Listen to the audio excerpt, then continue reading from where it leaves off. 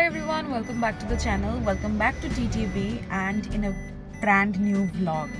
So আজকে আমি যাচ্ছি চেন্নাই আর নিজের শ্বশুর বাড়ি। আমি তোমাদের সঙ্গে ব্লগটা শেয়ার করছি। আমার জার্নি জাস্ট স্টার্ট হলো। এবারের ফ্লাইটটাও আমি শিলচর থেকেই করেছি, কারণ শিলচর থেকে করলে আমার জন্য বেশি কনভিনিয়েন্ট। হ্যাঁ, ফেয়ারটা একটু বেশি, বাট যেহেতু মা ওরা আছে তো সেটা বেশি কনভিনিয়েন্ট আমার জন্য। শিলচর থেকে আমি এবার ভায়া গুয়াহাটি হয়ে যাচ্ছি। ইউজুয়ালি কলকাতা হয়ে যায়, মানে আমি সবসময় কলকাতাই প্রেফার করি, কারণ কলকাতার বাঞ্ছারাম থেকে আমি মিষ্টি কিনি, সেই জন্য আমি কলকাতা প্রেফার করি। বাট এবার আমি গুয়াহাটি হয়ে যাচ্ছি। আস্তে আস্তে দেখা যাক ব্লগটা কেমন যায়। আমি এরকম ব্লগ ইউজুয়ালি করি না, যেটা আমি তোমাদেরকে সবসময় বলি। তো ঠিক আছে, এই ব্লগটা একটু লম্বা ব্লগ বানাবো, সঙ্গে থেকো।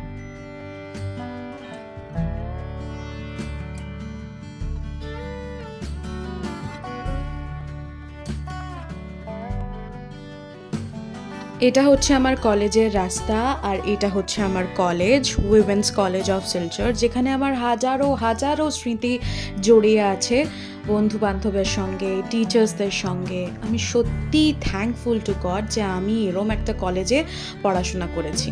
আর এটা হচ্ছে আমাদের সবচাইতে প্রিয় জায়গা, বরাক নদী। শিলচরের বরাক নদী সবার প্রিয়।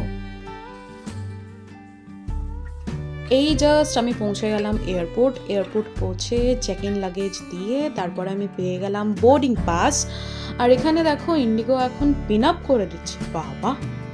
যাই হোক, এখানে দুটো বোর্ডিং পাস আছে, Silchar to Guwahati and Guwahati to Chennai.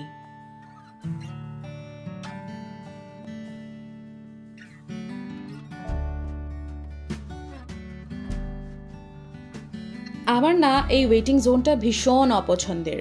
তো বসতে বসতে ঘুম পেয়ে যায়, তাই আমি একটা কফি নিলাম। কফি হাতে নিতেই দেখি সবাই বেরিয়ে যাচ্ছে। আমি তো ভাবলাম যে আমারই নাকি ফ্লাইট, তারপরে অ্যানাউন্সমেন্ট শুনলাম যে সেটা আমার ফ্লাইট নয়। আর অ্যানাউন্সমেন্ট যদি আমার ফ্লাইটেরও হতো তো আমি কফি খেয়েই বেরোতাম, আমি এতটাই জিদ্দি। যাই হোক, কফি শেষ হওয়া মাত্রই বোর্ডিং অ্যানাউন্সমেন্ট হয়ে গেল। তারপর আমি বোর্ডিংয়ের জন্য বেরিয়ে গেলাম। আর দেখো আমার বোর্ডিং পাস কে চেক করছে? রশনি। রশনিকে তোমরা সবাই চেনো, কারণ লাস্ট ব্লগেও আমি তোমাদের সঙ্গে পরিচয় করিয়ে দিয়েছিলাম রশনির। রশনি আমার কলেজ ফ্রেন্ড, আর ও এখন ইন্ডিগোতে কাজ করছে শিলচর এয়ারপোর্টে। আমার প্রত্যেক ফ্লাইটে রশনির সঙ্গে দেখা হয়। আর রশনির কথা বলতে বলতে আমি ইতিমধ্যেই পৌঁছে গেছি গুয়াহাটিতে। গুয়াহাটির ট্রান্সফারটা আমার খুব একটা পছন্দ ছিল না, খুব ক্লামজি ছিল, কেওটিক ছিল। আর এমনিও আমার ট্রান্সফার্স একদমই পছন্দ না ভাই, সেম ফ্লাইট থাকলেই বেটার, বাট কিছু করার নেই। Silchar to Chennai or Agartala to Chennai কোনো ডাইরেক্ট ফ্লাইট নেই, and this pissed me off every time. যাই হোক, এখানে গুয়াহাটি এয়ারপোর্টে পৌঁছে আমি ছোট ছোট ডেকর্স দেখে খুব আপ্লুত হয়েছিলাম, এত সুন্দর করে ওরা ডেকর করে রেখেছে। And I am in the security Q.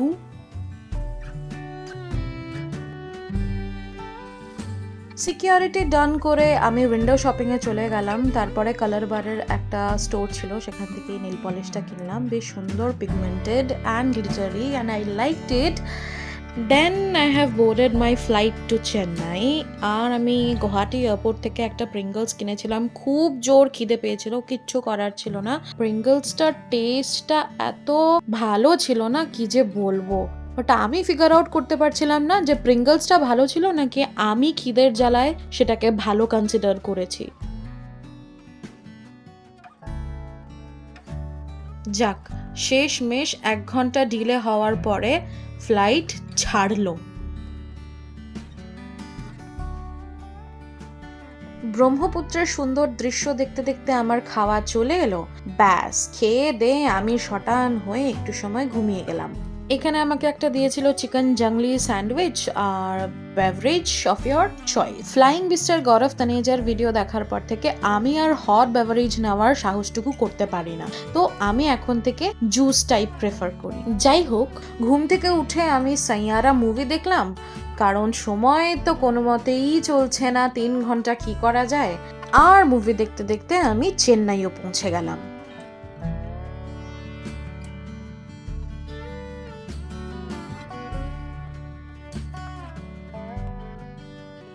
দেখো আমাকে নিতে কে এসছে, মাম্মি আর বিনায়ক। কি হাই বলো মাম্মি। ইয়ে, এখন আমরা খেতে এসছি, এই যে এখান থেকে খাচ্ছি। এটা কি জানি না, স্ট্রিট অফ অ্যারাবিয়া, মনে হচ্ছে অ্যারাবিয়ার থেকে এসে আসবে খাওয়া না। তোমার জন্য ডাইরেক্টলি ইম্পোর্টেড ফ্রম অ্যারাবিয়া। হ্যাঁ, ওয়াও, মনে হচ্ছে তুমি যেমন আম্বানি বিনায়ক। এয়ারপোর্ট থেকে বেরিয়ে আমরা অ্যারো হাবে খেতে গেছিলাম, সেখান থেকে আমার পার্সোনাল পোর্টার আমার জিনিসপত্র নিয়ে বেরিয়ে গেছে, তারপরে আমরা বাড়ির জন্য রওনা হয়ে যাই। আজকে আমি এটা নিয়ে যেতে ভুলে গেছি বৃষ্টিকে সারপ্রাইজ দিতে। এখন যখন ঘরে নিয়ে এসেছি, চলো দেখি ওকে সারপ্রাইজ দিই কেমন রিয়াক্ট করে।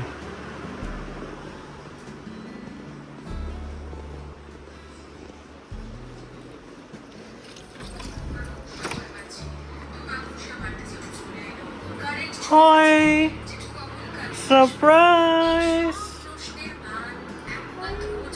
আমি তো আমার ব্লগ দেখছিলাম। বাহ, welcome to Chennai my dear wife. তুমি না এয়ারপোর্ট কেন নিলে না? ভুলে গেছিলাম তারাতে। সত্যি রোজ নাকি?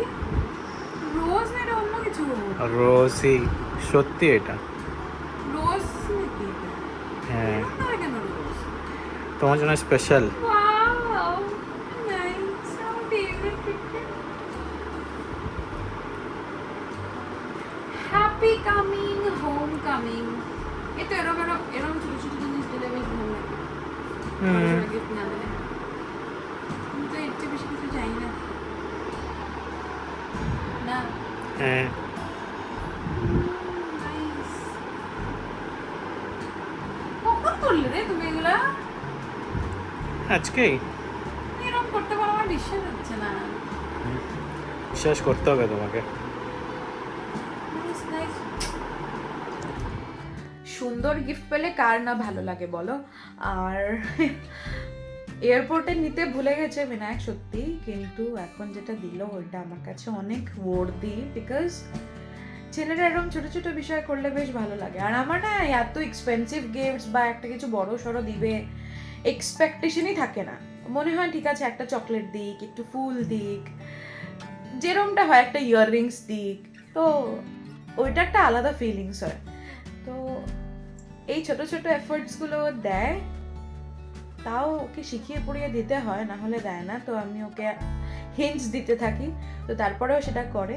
এটা করার পর আমার বেশ ভালো লাগে, যদিও আমি আজকেরটা একদমই এক্সপেক্ট করছিলাম না, কারণ এসব আর মনেই থাকে না বেসিক্যালি। তবুও যা করেছে অনেকটা। তো আমি ব্লগটাকে এখানেই এন্ড করছি, কারণ অনেকটা রাত হয়ে গেছে, সো শুতে হবে। আমি আজকে পুরো দিন থেকে এত দৌড়ঝাঁপ করছি, খুব খুব খুব টায়ার্ড, কারণ গুয়াহাটি এয়ারপোর্ট আমাকে প্রচণ্ড যন্ত্রণা দিয়েছে। কেন করেছে ওরা এরম আমি জানি না।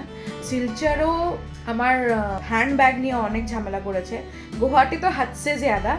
তো যাই হোক, সব শেষ করে বাড়ি পৌঁছেছি, এখন একটু শান্তির ঘুমোবো। So yeah, thanks for watching and don't forget that I love you all. আর যদি ভিডিওটা ভালো লেগে থাকে তাহলে প্লিজ টু সাবস্ক্রাইব। বাই।